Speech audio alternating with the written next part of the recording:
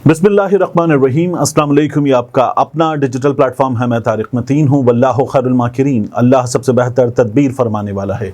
वही बचाएगा मेरे देश को बलाओं से, जो बारिश में शजर से घोंसला गिरने नहीं देता, क्योंकि उसकी तदबीर तमाम तदाबीर की इमाम है। अहम तरीन मामला है, यहीं से शुरू करते हैं। औरिया मकबूल जान साहब, आज एक बार फिर उन्हें अदालत में पेश किया गया। 4 रोज़ा रिमांड मुकम्मल हुआ। क्या हुआ ये मैं आपके सामने रखूंगा, लेकिन पहले एक चीज़ देखिए आप। मुबारक सानी केस का एक फ़ैसला आया सुप्रीम कोर्ट ऑफ पाकिस्तान से फरवरी के आगाज़ में।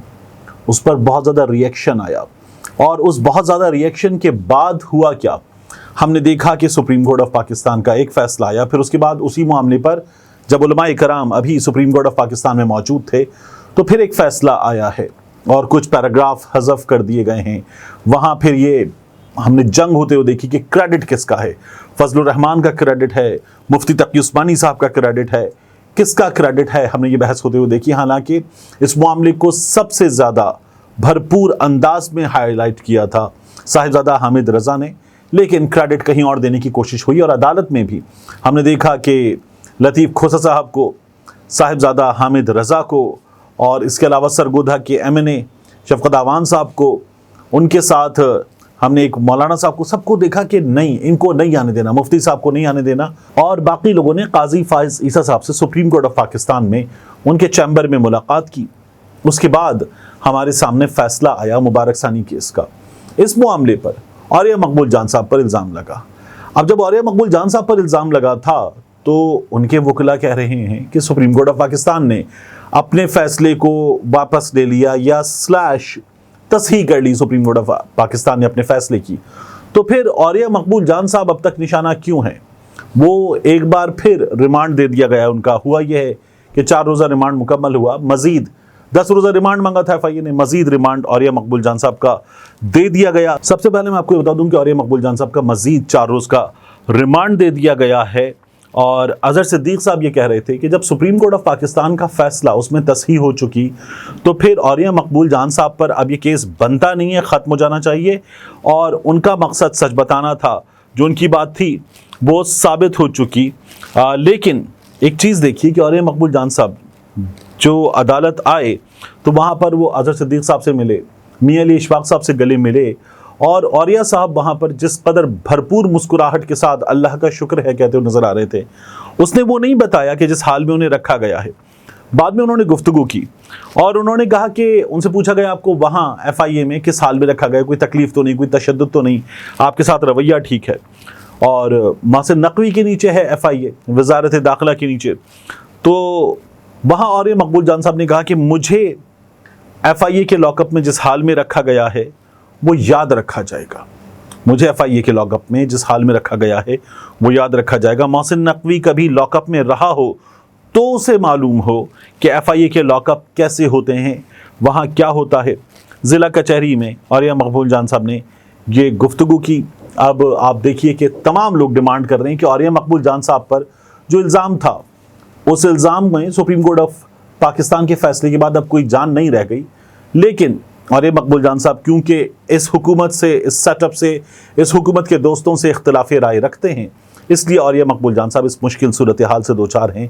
इख्तिलाफ़ राय, उसमें सबसे पहली चीज़ राय है, और उस राय में ही इख्तिलाफ हो तो फिर इजहार राय की आज़ादी जो हमें हमारा आइन देता है, उसका मतलब क्या है।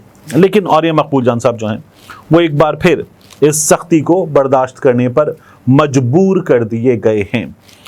इसके बाद मामला अलीमा खान साहिबा का। अलीमा खान साहिबा के हवाले से इमरान खान साहब की गुफ्तगू पर मैं अभी आता हूँ, लेकिन अलीमा खान साहिबा के हवाले से हमारे यहाँ मखसूस सहाफ़ियों ने, मखसूस सोशल मीडिया एक्टिविस्टों ने बार बार कहा है कि अलीमा खान और बुशरा बीबी के दरमियान झगड़ा है, इमरान खान परेशान है।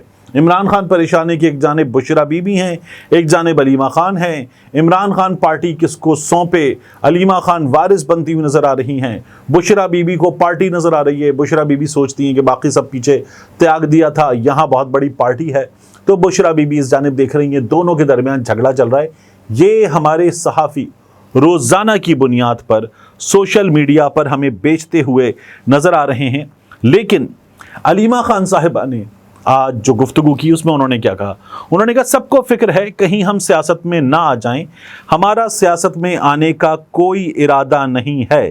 علیمہ خان صاحبہ نے اس کے علاوہ یہ کہا کہ عمران خان ہمارا لیڈر بھی ہے، بھائی بھی ہے، جو چاہیں کریں، ہم اپنے بھائی کے ساتھ کھڑے ہوئے ہیں، علیمہ خان صاحبہ نے یہ بتایا۔ اس کے بعد انہوں نے کہا کہ یہ لوگ جب جلسہ ملتوی کرنا ہوتا ہے پاؤں پڑ جاتے ہیں۔ علیمہ خان صاحبہ نے کہا کہ یہ لوگ جب جلسہ ملتوی کرنا ہوتا ہے پاؤں پڑ جاتے ہیں، اور جو میرے بارے میں بات کی جا رہی کہ میں سیاست میں آنا چاہتی ہوں، ایسا کچھ بھی نہیں ہے، مجھے سیاست میں آنے کا کوئی شوق نہیں ہے۔ اب علیمہ خان صاحبہ خود اپنی پارٹی پر، اپنی پارٹی کے لوگوں پر بڑی کڑی تنقید کرتی ہیں۔ وہ کہتی ہیں کہ عمران خان کا ویٹ مت کریں کہ وہ آپ کو جیل سے کال دے گا کہ نکلو، جلسہ کرو، احتجاج کرو، لوگوں کو نکالو۔ عمران خان کبھی بھی لوگوں پر یہ مشکل نہیں ڈالے گا، یہ فیصلہ آپ کو کرنا ہے۔ آپ جو حکومت میں بیٹھے ہیں، آپ جو قومی اسمبلی میں بیٹھے ہیں، آپ جو صوبائی اسمبلی میں بیٹھے ہیں، آپ جو اپنی ممبرشپ انجوائے کر رہے ہیں، آپ جو اپنا پروٹوکول انجوائے کر رہے ہیں، یہ فیصلہ آپ کے کرنے کا ہے۔ تو یہ فیصلہ آپ کو کرنا ہے کہ اپنے لیڈر کو نکالنے کے لیے آپ کی اسٹریٹجی کیا ہوگی، لوگوں کو نکالنے کے لیے آپ کی اسٹریٹجی کیا ہوگی۔ لیکن جو آپ کہہ رہے ہیں اس کے ذریعے عمران خان باہر نہیں نکلے گا اور عمران خان خود کال نہیں دے گا۔ علیمہ خان صاحبہ نے یہ بات کی ہے۔ اس کے بعد عمران خان صاحب نے جو ایک بار پھر D G I S I general Nadeem Anjum اور army chief general Asim Munir صاحب کے حوالے سے بات کی، تو وہ میں آپ کے سامنے رکھ دیتا ہوں۔ وہ یہ کہتے ہیں کہ صرف بھیڑ بکریاں ڈنڈوں سے کنٹرول ہوتی ہیں، انسان نہیں۔ ملک کو مضبوط ادارے کی ضرورت ہے، یہ جو کر رہے ہیں یہ خودکشی ہے۔ 190 ملین پاؤنڈ کی اس کی سماعت تھی۔ عمران خان صاحب نے کہا کہ میرا اسٹیبلشمنٹ سے کوئی رابطہ نہیں ہے، اسٹیبلشمنٹ سے جب بھی بات ہوگی ملک کے لیے ہوگی، قانون کے لیے ہوگی۔ پاکستانی فوج سے پیار کرتے ہیں کیونکہ فوج ہماری حفاظت کے لیے سرحد پہ کھڑی ہمیں ڈیفینڈ کرتی ہے۔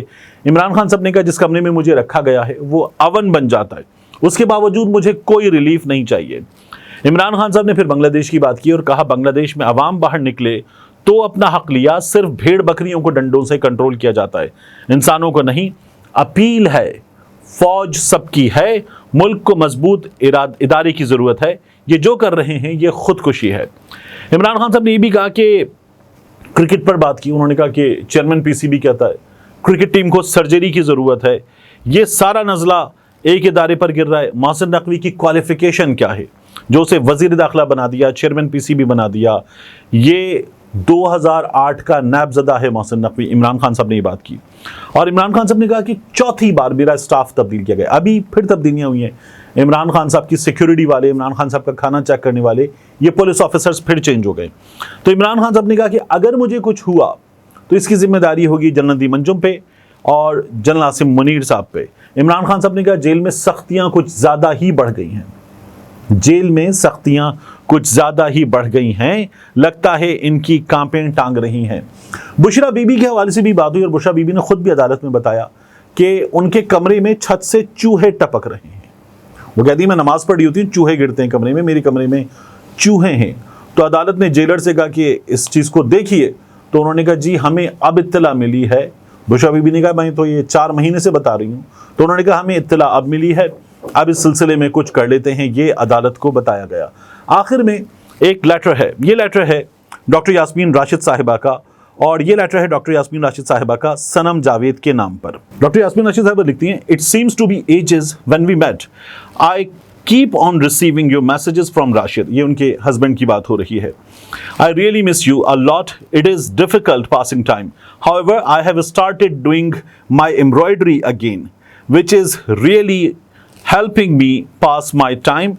At least I'm doing something creative. I've started teaching Nahid. She knows her ABC, Alif Be Pe and numbers. She has learned tables up to 10 and is doing plus and minus sums. So that is another task which I think will be productive. At the moment, the whole situation seems stagnant. May Allah help us all. تو doctor Yasmin Rashid صاحبہ جو ہیں وہ cancer patient ہیں، وہ 72 برس کی ہیں، وہ جیل میں ہیں اور کئی بار جیل سے نکل کر ہاسپٹل گئی ہیں جب ان کی طبیعت بگڑی ہے، جب ان کی سانس اکھڑی ہے۔ لیکن اس کے باوجود ڈاکٹر یاسمین راشد صاحبہ بڑی ہمت کے ساتھ جیل کاٹ رہی ہیں، اور یہ ہمت ہم نے اپنے مرد سیاستدانوں میں، بڑے بڑے ناموں میں نہیں دیکھی ہے۔ جو ہم یاسمین راشد صاحبہ میں دیکھ رہے ہیں. جب وہ عدالت آتی ہیں، جب وہ عدالت سے جاتی ہیں تو انہیں پولیس کی گاڑی میں کسی ڈالے میں بٹھایا جائے، یا ڈاکٹر یاسمین راشد صاحبہ جو ایک بہت متمول خاندان سے ہیں، انہیں کسی چھوٹی سی گاڑی میں بڑی مشکل صورتحال میں بٹھایا جائے، ان کے چہرے پر ایک بڑی سی مسکراہٹ ہوتی ہے اور ان کے ہاتھ وکٹری کا نشان بناتے ہیں. ملتے ہیں انشاءاللہ آپ سے اگلی ویڈیو میں. السلام علیکم. میری ویڈیو جاری ہے مگر میں درمیان میں اس لیے آن ٹپکا ہوں کہ آپ کو بتانا ہے. آپ دیکھ سکتے ہیں ہمارا دوسرا چینل ڈاکیومنٹڈ بھی. ڈاکیومنٹڈ میں ہم پاکستان کی تاریخ کے اہم ترین واقعات، بعض اوقات عالمی تاریخ کے اہم ترین واقعات ڈاکیومنٹ کریں گے.